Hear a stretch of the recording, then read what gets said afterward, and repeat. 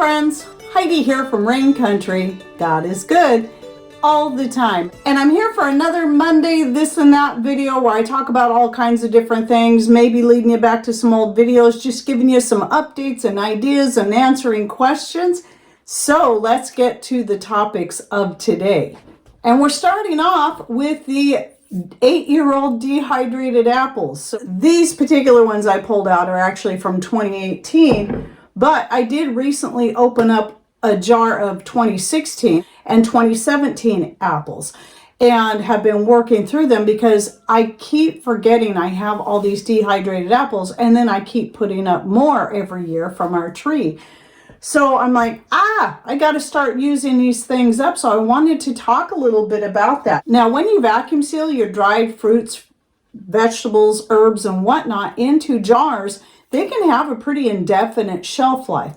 Will they lose a little quality and maybe some nutrient content over time? Yes, but they're still going to be good. So I was surprised when I found I still had a jar from 2016. That one surprised me the most. I'm like, I thought I used up all the 2016 apples just to find another one. So I pulled that out, opened it up, and my grandbabies loved it because they were all here that day. And so I split it up between them and we all ate from them. I thought they still tasted quite good and have since opened up a 2017 jar, same thing.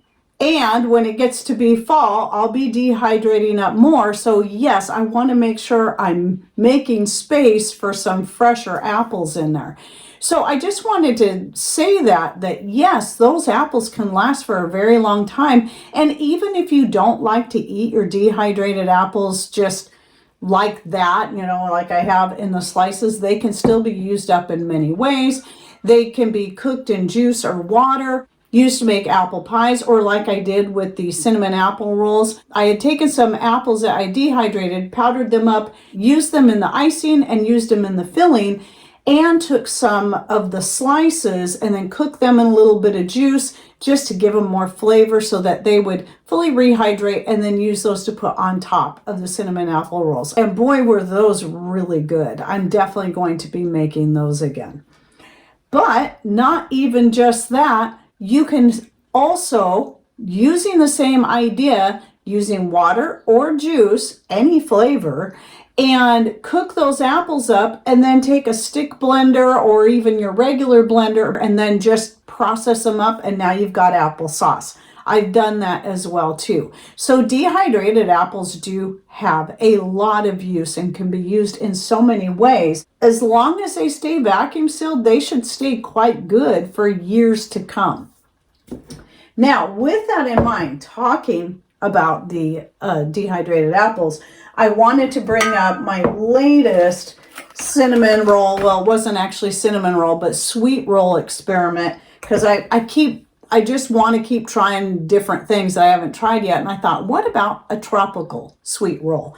And I didn't put cinnamon in that one, but what I did do was use the freeze-dried mangoes organic and freeze-dried organic pineapple that I get from Mother Earth Products. You can always find my link in the description box down below, which will also give you a percentage off your order, at least off your first order.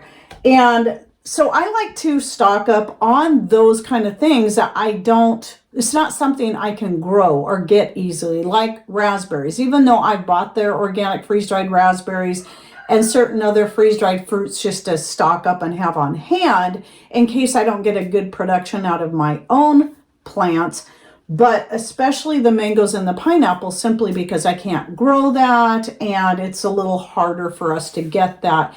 I do dehydrate some of that fresh though, but the freeze-dried, when it comes to your more sugary fruits like pineapple and mango, is best when it comes to powdering. So in this case, what I did was I powdered up a bunch of the pineapples and the mangoes together, and just using the blender, I used quite a bit of it in the filling, and then I used that to make the icing on those rolls. Didn't use any powdered sugar because the fruit alone is plenty sweet. So I just used the powdered fruit, some half and half, and some vanilla extract to make that icing, and it was really good. And also in the filling, I didn't use as much of the brown sugar in the filling because of the same thing. The fruit itself was so sweet. In fact, I would think you could get away from even using the sugar at all. Just put your butter, put your powdered fruit over there, and then use that instead. But anyway, I still found them a little too sweet for me. So what I did was took some cream cheese and warmed it up and put it on top of my rolls when I was eating those. And that broke up some of the sweetness and gave it more of a cheesecake kind of flavor. Quite good. By the way, you will find my post about, different ideas for sweet rolls on my Substack, which you'll find linked in the description box down below. I've only got 2 posts over there right now. I plan to put more there eventually. But it also links to the video where I show how I make, my basic yeast bread that I use for making the cinnamon rolls, plus many other things. It's what I call my multi-purpose yeast bread.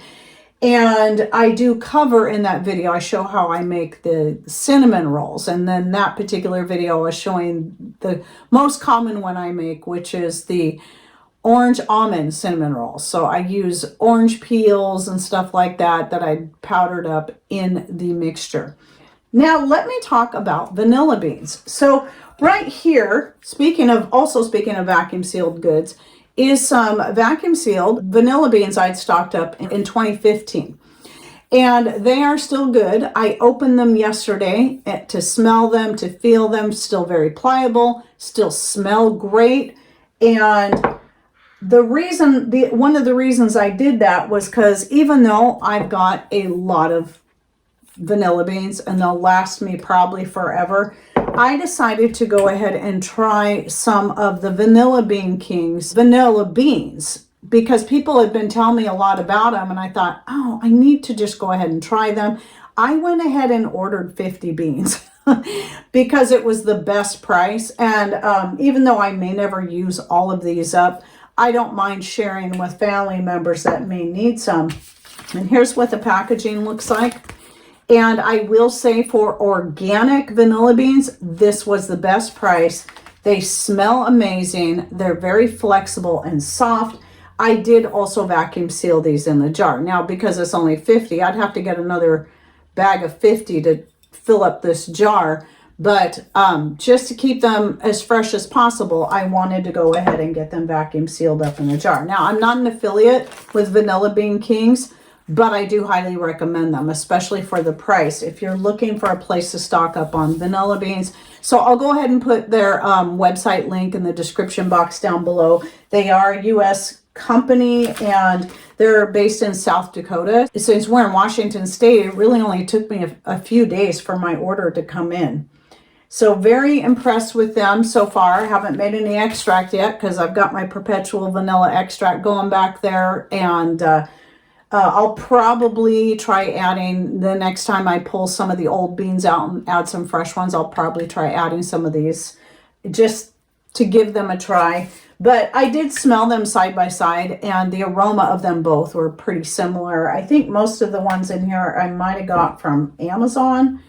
I know at one time I got some from eBay as well. But anyway, if you're looking for a US-based company for a good price, this is the place I'm definitely going to recommend from now on.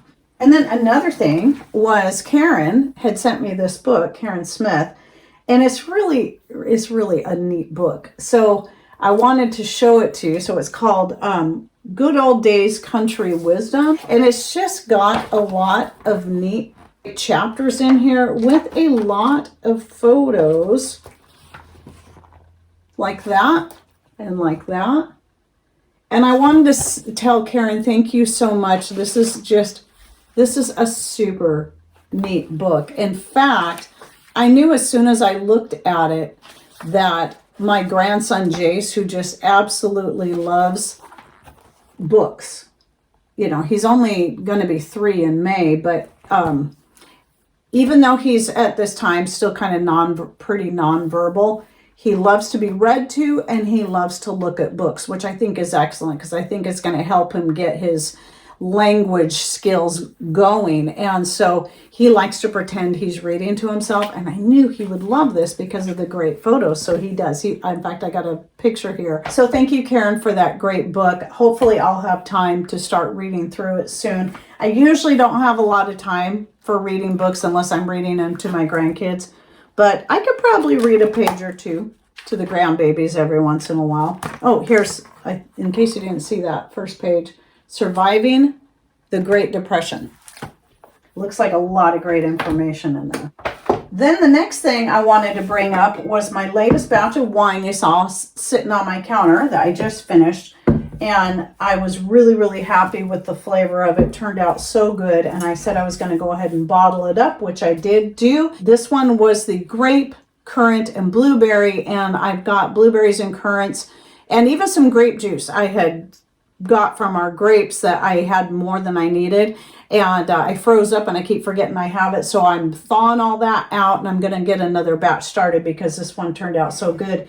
Now, when I really want to make sure I'm preserving the flavor of some of my best wines, I do like using these dark bottles. These are recycled avocado oil and almond oil from Chosen Foods bottles that I clean out really good. Just hot, soapy water and a good bottle brush that can get down in there and get everything scrubbed out.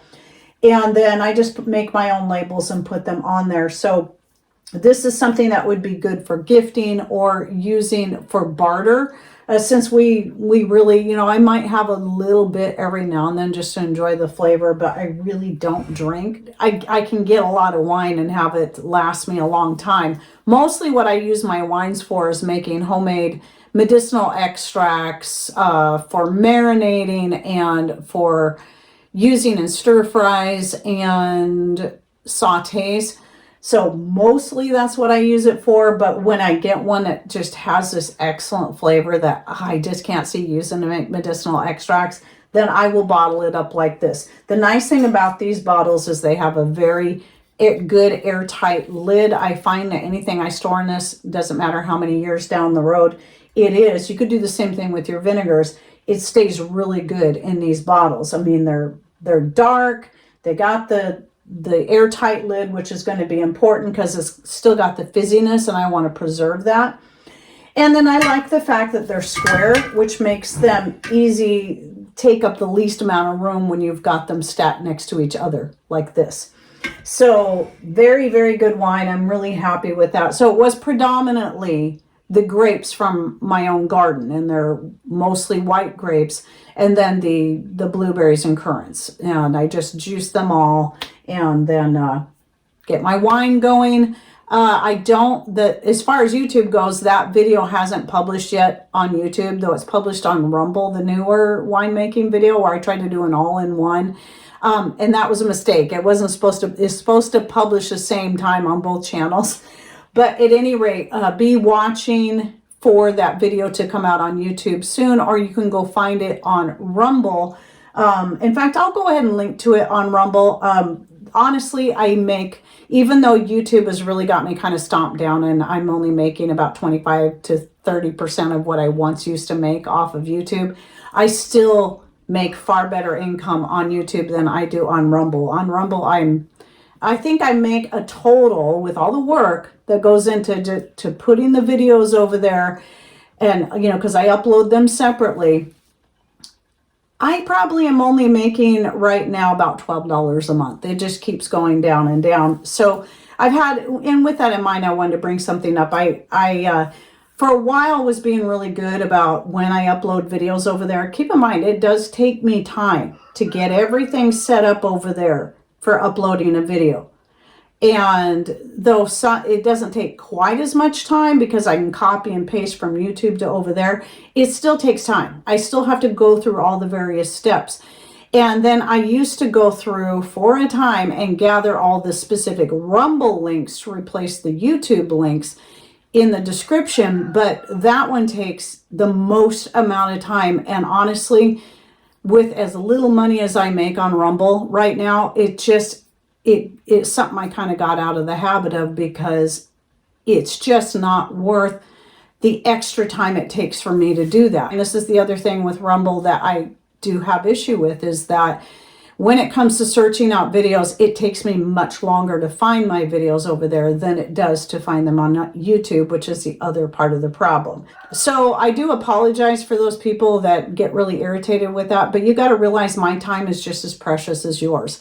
And with all the grandbabies and all the hard work that goes into trying to keep those channels alive, and some of the other social media sites that I work with, and all of my information is free to everyone. I have nothing behind a paywall. Just keep that in mind, that I still have to streamline my time to make it worth it to me, because it's not even just about making money. It's about the precious time I get with my grandbabies, the time I need to get out there and work my garden, to make my breads from scratch, because I make all my breads from scratch, and all the many other things I do. So just please remember the fact that yes, all that information is available to you for free, whether you get it on Rumble, you get it on YouTube, you get it on Substack, you get it on Patreon. Yes, even on Patreon, all of it is free.